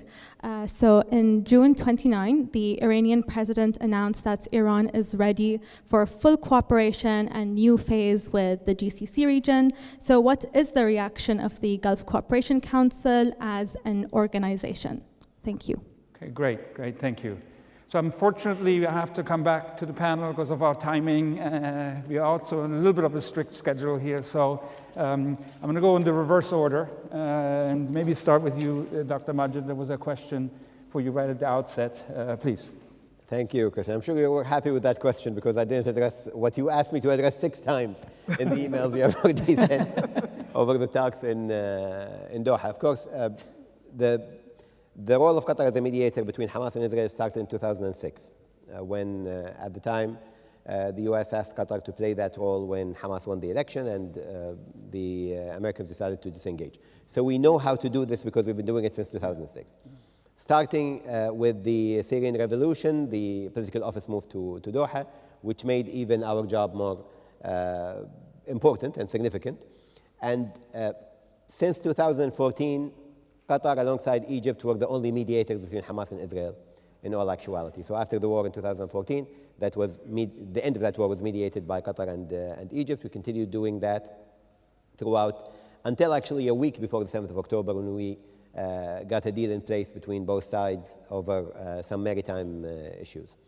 And we were warning throughout that all of these mediations, all of this peace facilitation was basically putting a Band-Aid on an open wound. Right? Unless we have a resolution to the Palestinian-Israeli issue, this will not work. Since 2023 and when we realized that the situation, the parameters will be changing. And the situation, we knew that any mediation we undertake is going to be very difficult. And the moment it started on the 8th of October, where we started contacting both sides, we realized that this will be something different. But we also knew that this was the result of escalations continuing throughout the years and the choking of the people in Gaza, but the Palestinian issue altogether. Right now, the talks that are undergoing in Doha are the third attempt to reach a deal. The first one gave us a 1-week ceasefire. The second one gave us a 1-month ceasefire. And the third attempt right now, we are hopeful, but the parameters remain. If there is no change in the Israeli directive not to have a deal and to sabotage any talks, if there is no serious pressure from the international community and especially from the United States, the parameters of the talks will not change. What we are doing right now is trying to push, using the momentum that was created by another mediation that we were doing, which is the ceasefire between Iran and Israel, to make sure that that momentum helps us reach a deal between both sides and hopefully get us to an end to this terrible chapter in the history of our region. There was a question about the evacuation of the people of Gaza, or I mean, I wouldn't use the word evacuation, maybe, the new displacement, the proposed displacement of the people of Gaza. This has been done in the past. It only created problems. Doing it right now is just asking for more problems. That's one. Two, nobody can answer on behalf of the Palestinians. It is their land, it is their history, it is their homes that we are talking about, and they need to decide where they are, and they will stay where their grandfathers were and their fathers were, and they have seen what temporary displacement means in the past, and I doubt that any Palestinian believes that any displacement is going to be temporary. The Qatari perspective on this was always that we are against any kind of new displacement of Palestinians. This will not form any solution, and the Arab plan, which was adopted by the GCC and the Arab League and the Islamic Cooperation Organization, all together, this plan gives a very clear idea on how to rebuild Gaza and how to create prosperity and peace in Gaza. There's no way around it. Thank you. Great, thank you. Luigi, if the person hadn't asked the question on Europe and Gaza, I probably would have. So. Absolutely.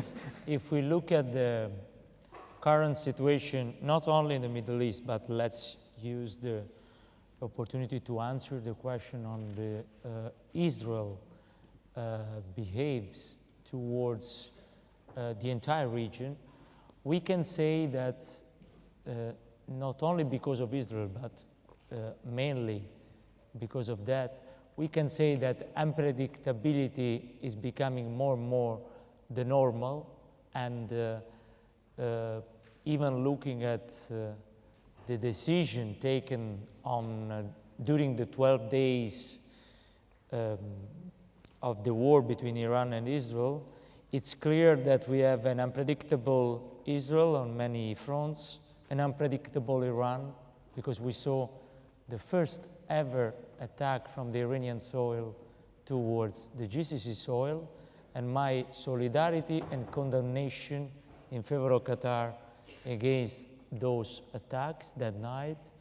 and even the political unpredictability of some partners, if I may.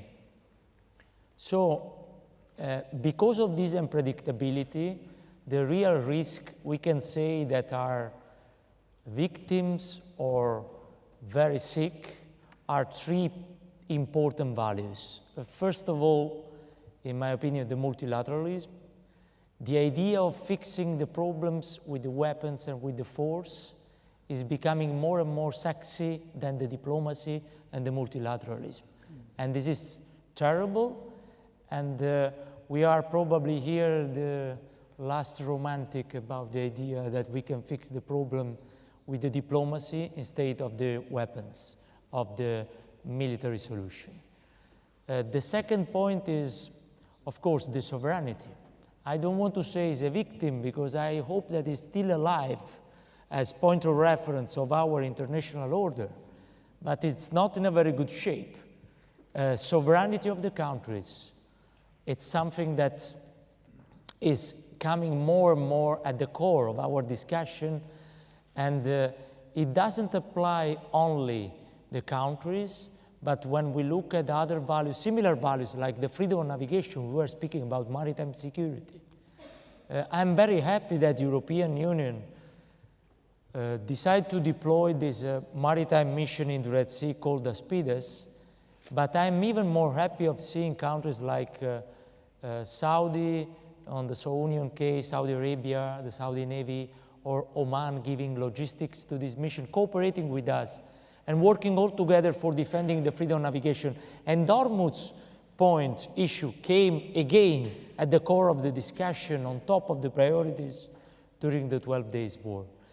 And finally, sovereignty, multilateralism, and as Dr. Abdulaziz said, I totally agree with him, a military solution on the nuclear plan in Iran can delay the nuclear plan, but we cannot be sure of fixing the issue, that is the non-proliferation on the nuclear plans of every country.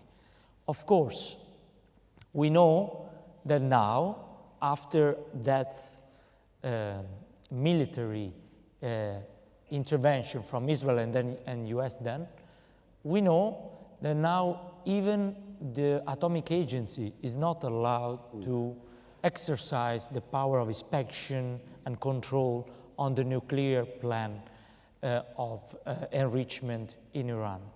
And every kind of discussion now on a deal on Iran has to start, first of all, from the access of the agency to the nuclear sites or something, or what it still remains of the nuclear sites in Iran. And probably both sides now, US and Iran, they agree in terms of narrative on only one thing. The uranium has been destroyed. Why you are asking now for new inspections or something like that? Obviously, it's more complicated, and we have to continue working to keep working on that, on these 3 points of reference of the international order: non-proliferation, sovereignty, and multilateralism. But I would say, honestly, and this is my personal opinion, the unity of the regional organizations now, it's very important for facing this era. And you can see that as Europeans, many times we are not united, not on the principles that I mentioned, but on the specific crisis. And I can assure you that the debate among us as member states and within our public opinions, it's very tough. And it's becoming tougher and tougher day by day. And this debate about the idea of supporting not only the ceasefire of the two-state solution that as the only one compromise for assuring peace in the region, it's something that is more alive than ever. Implementation is key on that, and I see that in this era of unpredictability, probably EU and GCC together, we can be the boring partners, no? more predictable regional organizations working on that, and I hope even supporting UN more and more, because even on that side, we need it. I would like to conclude saying something that it goes at the period before October 7. We have to be very frank with ourselves. If we look at Israel, Palestine, Lebanon, Syria, Yemen, Iran, and even Ukraine, before the period where this crisis came back, we were not doing our homeworks as international community. I was foreign minister for 3 years before October 7. And I remember that in all the bilaterals, these points were not on top of the discussion. And so, at a certain point, we were surprised that the crisis came. But honestly, I'm surprised that we are surprised. Because if we look at the Israel-Palestine dynamic, the Oslo Agreement are at the beginning of the 90s. And the implementation of those agreements, those accords, probably there is a huge lack of work from all the international community in terms of implementing those accords. And I'm not saying that it's fault of someone in specific terms, but of course, let's swear here that even once we have the ceasefire in Gaza, or once we fix the Red Sea issue, or once we have a deal with Iran, we work the day after for a sustainable solution, for peace agreements, not only for ceasefires. Because the policy of the ceasefires is always on the short term. We welcome, of course, and I thank a lot, Qatar, Egypt, and all the others are working, for instance, for the Palestinian people, for having the ceasefire. But the day after is duty of the international community to work for the peace agreements, for structured solutions. Thank you very much. Thank you, Luigi. Boring is not necessarily a negative word, so it will not to be good. Abdulaziz. Thank you. Actually, excellent question, really.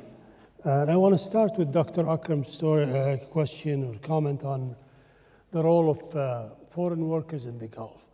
And it's really amazing when you look at the numbers. In some GCC states, foreign workers represent, or foreign residents represent 80%, 90% of the population. And overall in the GCC, they represent about 55% of the population. So the majority are actually foreign workers and foreign residents. And yet you don't hear about the violence, the hostility, or the instability, or the effects on the political system that you see in other places. So there must be something there that we are doing correctly, where everybody benefits. We did a study in the GCC about the role of the remittances, which you mentioned.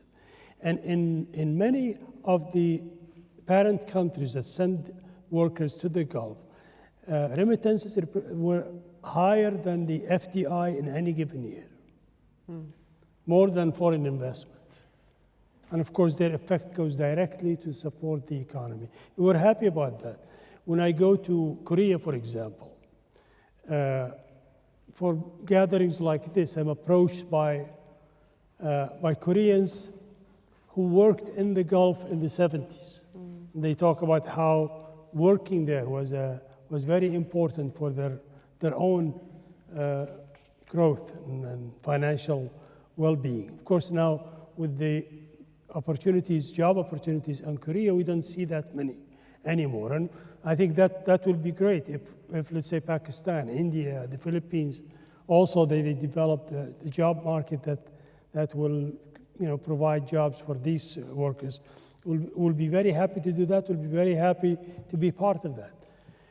Now, whether this model is sustainable, you hear a lot of questions within the Gulf that this cannot be sustained. It will have negative impact on on all kinds of things. But so far, none of that has materialized. So I think as long as the economy is growing in the Gulf at a pace that's greater than the ability of the labor market within these countries is able to provide, I think we will continue to rely on foreign workers. Maybe artificial intelligence and automation will reduce the need for some of those jobs, but I think we'll continue to see that for a long time to come. The composition may change of the foreign workers, but I think it will continue.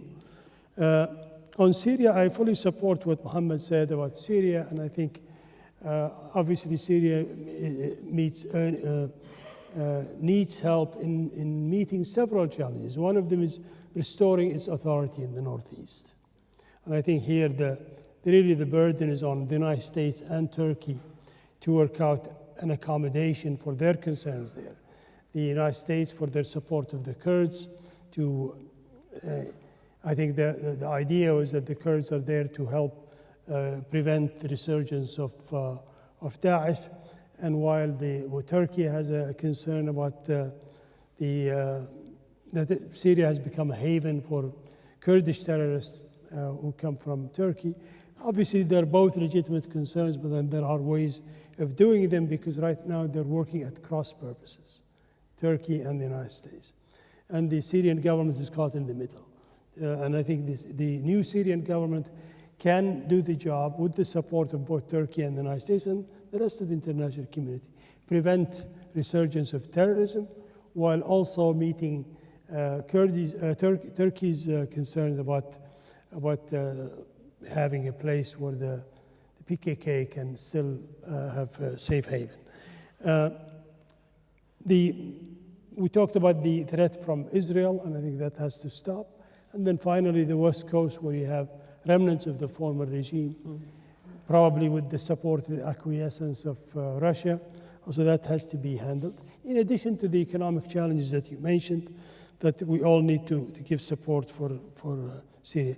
And finally, on Iran, obviously, Iranian government is saying all the right things, and they have been saying all the right things for some time. And over the years, we have tried to test that, whether that represents also the real intentions and the real desires of the Iranian system, not just the government or the foreign minister. And I think sometimes, yes, we found there was genuine interest in restoring peace and security across the Gulf. And other times, we were really not sure, and including the current time.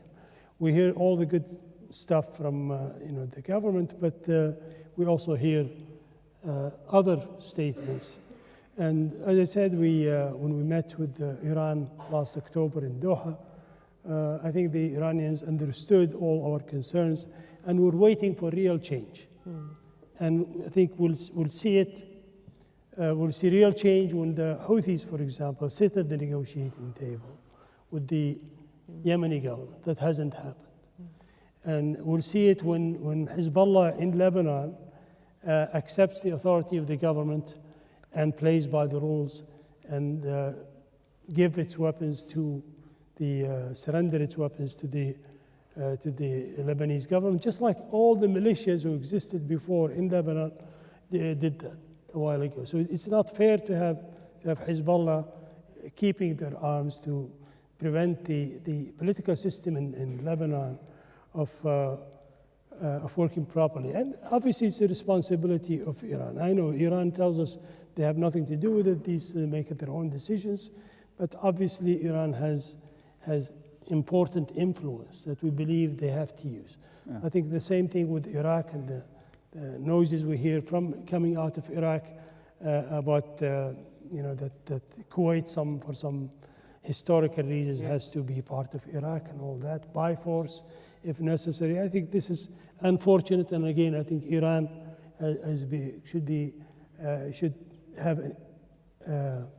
should have a word with these militias that receive their support from Iran to stop this and allow Iraq and the rest of the GCC to integrate and to have the kind of things that we would like and we believe that Iraq would like, but they're prevented.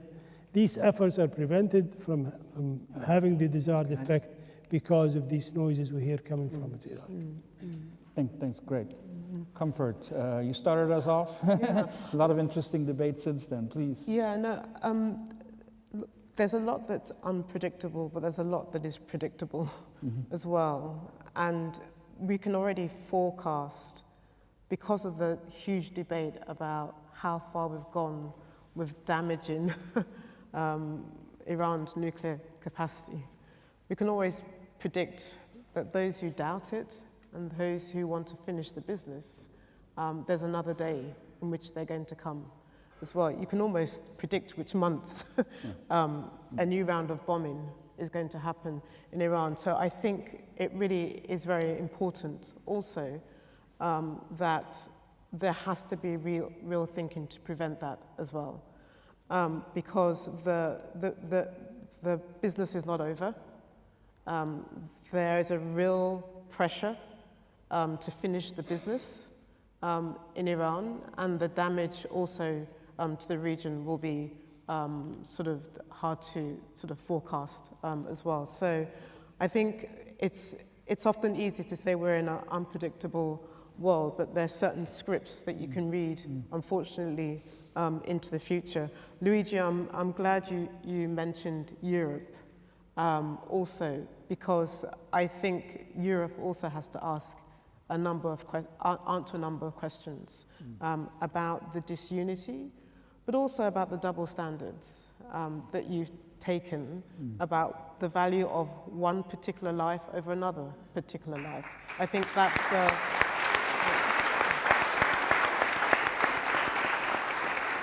I mean, you hinted at it yourself, and I'm glad that you said that in your own capacity, because that's not an easy admission to make, and I'm glad that you said it, because I think that it's unfortunate that it's on the altar of Europe, on the altar of the Middle East and on the altar of Gaza, that Europe's own values have suddenly become sort of up for deep question as well.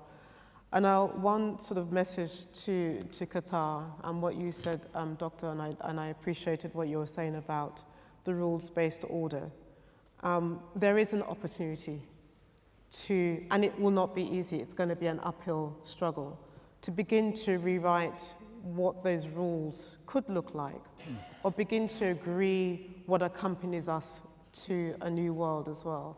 And the GCC, for an entity that often has struggled to be unified. The answer is not going to be found in the UN. The answer is not going to be found, unfortunately, in the EU, but maybe that we can start that bottom-up process from entities like the GCC, where you've got some pretty live and horrific lessons to be learned about how you work together and not work against each other, to begin to, because those rules are very much contingent on your willingness to work together to craft those principles. So I'm glad that you said that you want to sort of shape those rules and norms, because much has been shattered. The question is what gets to live on the next day, and the work that you're doing anyway is going to be crucial to that. So I'll end here. I don't see a very bright future at the moment. I see more wars, I see more human suffering, I see more tragedy, unfortunately, because of what we're seeing in Gaza, as you rightly highlighted in your remarks. So I'll stop there. Great, thank you so much. We obviously could have kept this going for quite some long time, but I think it's been fantastic to have this conversation with everybody, and please join me in thanking all our panelists for their comments. Thank you so much. If I can ask you just to stay in your seats for a second, we'll go to the final sort of stage of our opening, and I'll turn this over to Dr. Abdulaziz one more time. First, we'd like to thank them. So comfort will keep you in business for a while. Sorry. Oh, my dear. Thank you very much. Thank you. Thank you. Thank you very much. Kann auch nicht.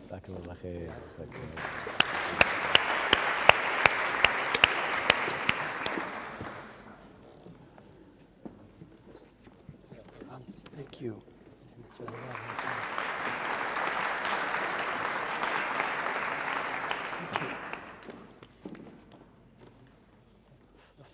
Yes, thank you. Thank you. Thank you. Thank They will take it from you. Okay. I think you can take it.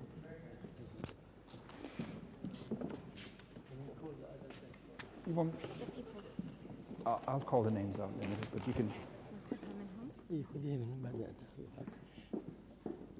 Thank you very much for the great panelists, and we've enjoyed very much listening to you and what you have said.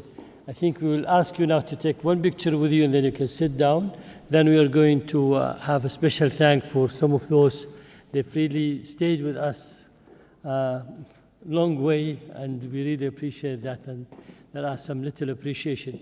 After that, we will all stay here, and then we will take a group photo in the hall. Later, we will walk for the outside for the little reception and dinner, and there will be also another group photo outside on the open air there. So, I think we'll take a group photo. Can I call?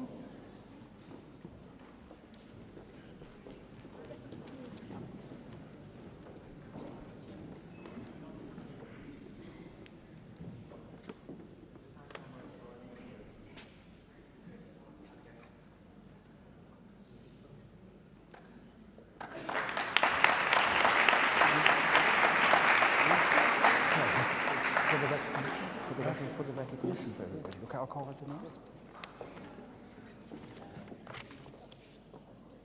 Okay, we do want to really recognize a few individuals who have been mainstays of the Gulf Research Meeting and you've contributed a lot to the success of this endeavor. So I will call out a few names and I'll ask you to come forward, and we want to recognize you. Can I start with Nasra? Nasra Shah, please.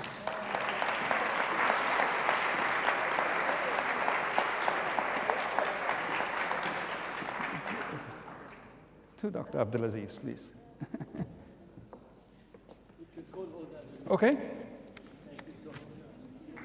Can I? Talmiz Ahmed, Ambassador Ahmed, please join us here on the stage.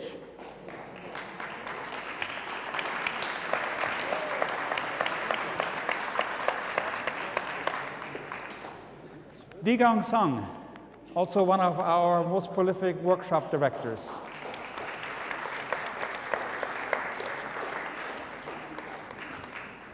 Dr. Abdullah Babood, one of our original founders.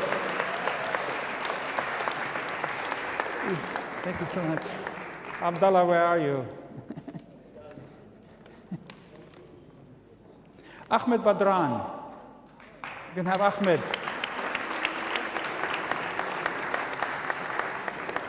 Ahmed, are you here? Please come on down.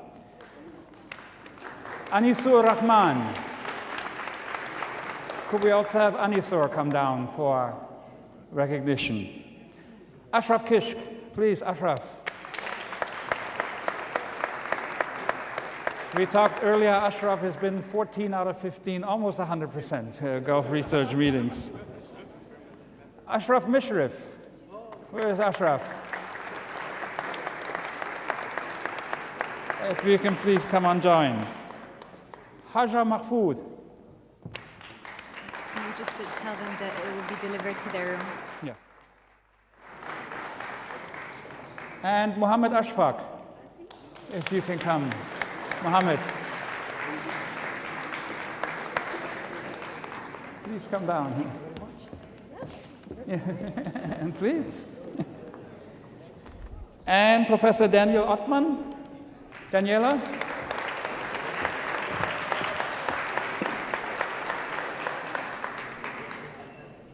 And please, also John Duke Anthony. Dr. Anthony, if you can please. Thank you.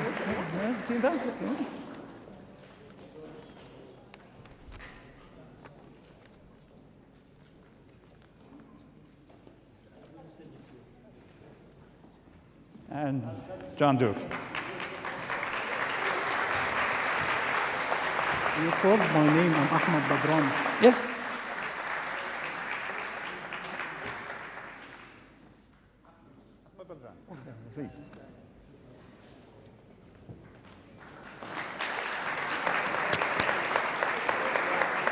Thank you so much.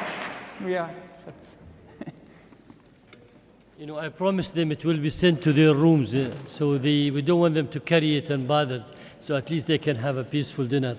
But also I wanted to thank some of my colleagues in the foundation, the Gulf Research Center, and also those whom they really put up a great effort. I will start with Dr. Mustafa Al-Ani, please.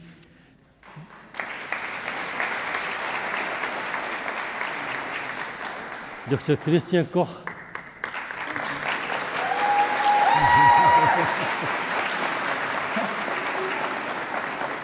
And Dr. Oscar Zimilis.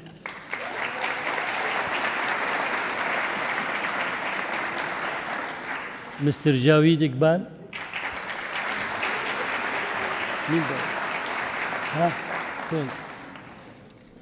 Dr. Jonas Fakinakis.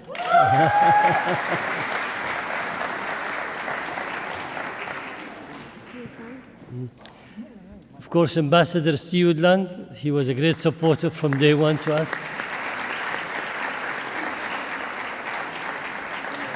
Professor Yasser Suleiman also.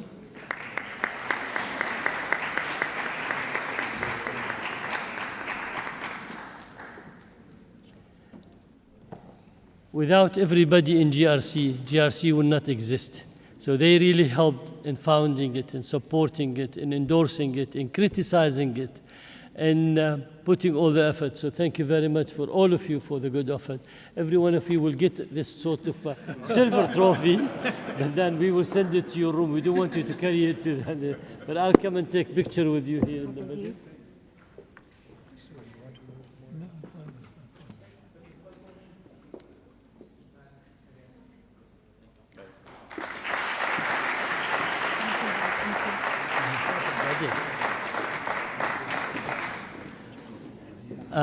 Now we will have the group photo here, and then we will move outside for the reception and the dinner.